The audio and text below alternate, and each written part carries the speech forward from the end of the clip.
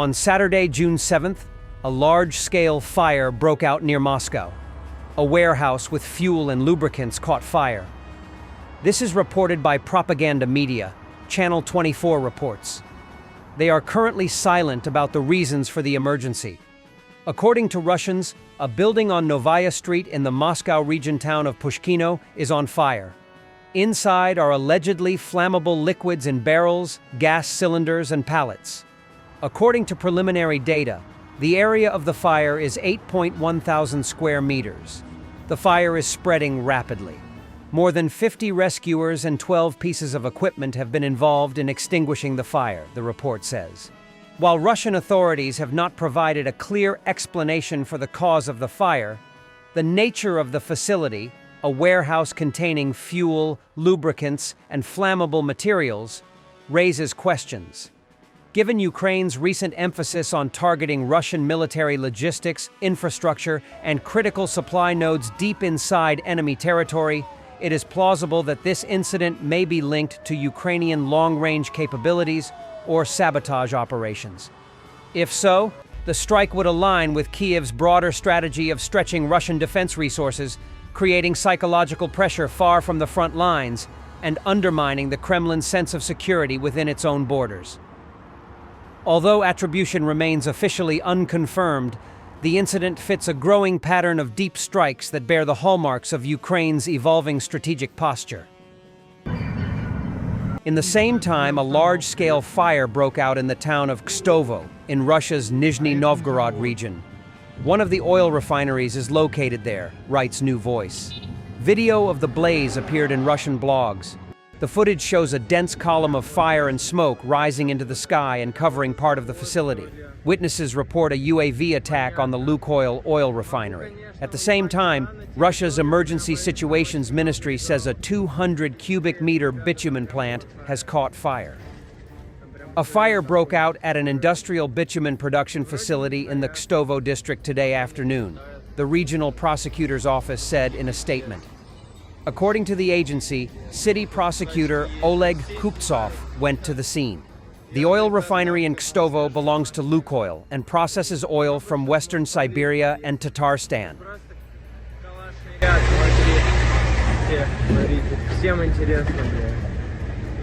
Russians respond with mockery to Trump-Musk feud. Russian politicians and commentators have been ridiculing Trump and Musk's rift.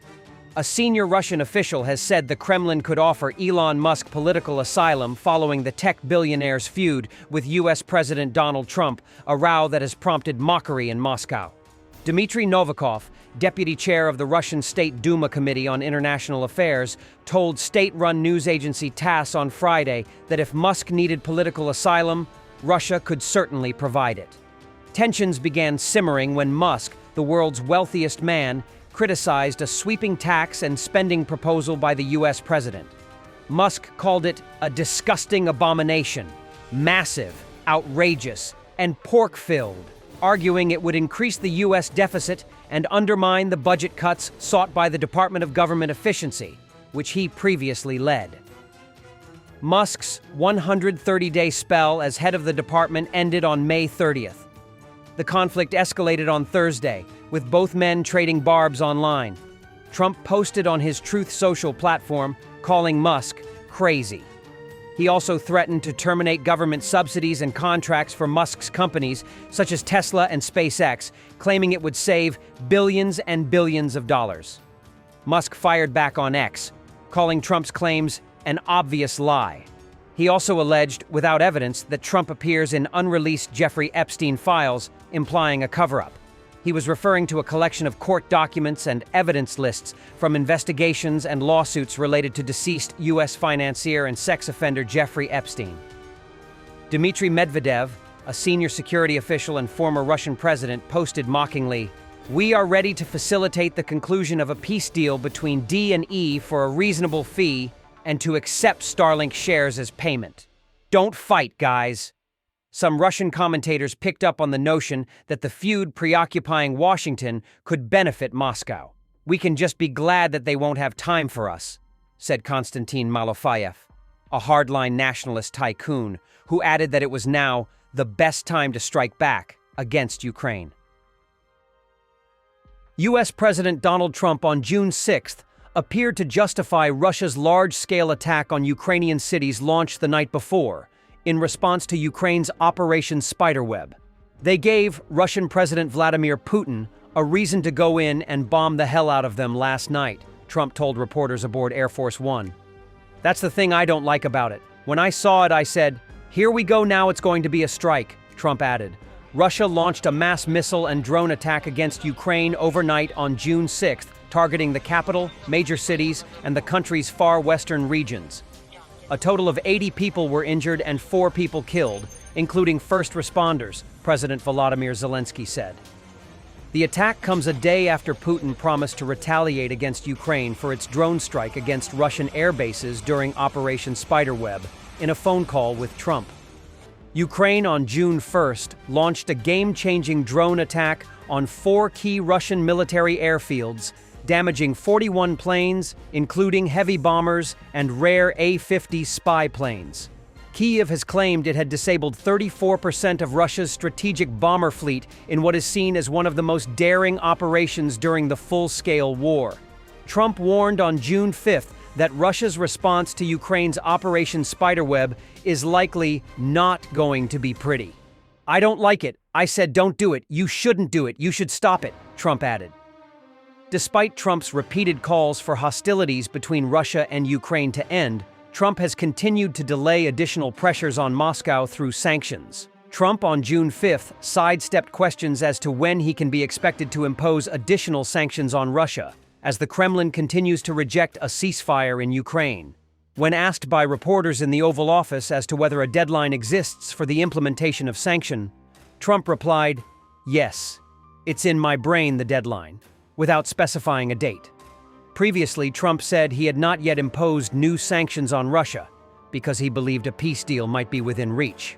"If I think I'm close to getting a deal, I don't want to screw it up by doing that," he said, but added he is prepared to act if Moscow stalls further. As Russian attacks on Ukrainian cities continue to intensify, Trump previously admitted to sheltering Russia from additional pressures. What Vladimir Putin doesn't realize is that if it weren't for me, lots of really bad things would have already happened to Russia, and I mean really bad. "He's playing with fire," he wrote on Truth Social on May 27th, following 3 days of intense attacks on various regions of Ukraine. A bipartisan sanctions bill is already awaiting approval in Congress, with provisions for sweeping financial penalties and tariffs on nations buying Russian oil or uranium. European countries have significantly increased the amount of aid to Ukraine, thereby exceeding the aid from the United States. This was reported by Reuters with reference to the words of Major General Christian Freuding, who coordinates the supply of weapons from Germany. European NATO countries and Canada have already exceeded the amount of military assistance provided by the United States to Ukraine in 2024 and are able to continue to increase support even in the event of a complete cessation of U.S. aid. According to Freuding, these countries have provided about 60% of the total amount of Western military support to Ukraine. He also emphasized that the key factor is political will, which allows for a more rapid response to new challenges and preparing the ground for long-term support. If there is political will, then there are resources to largely compensate for American support, said Major General Christian Freuding.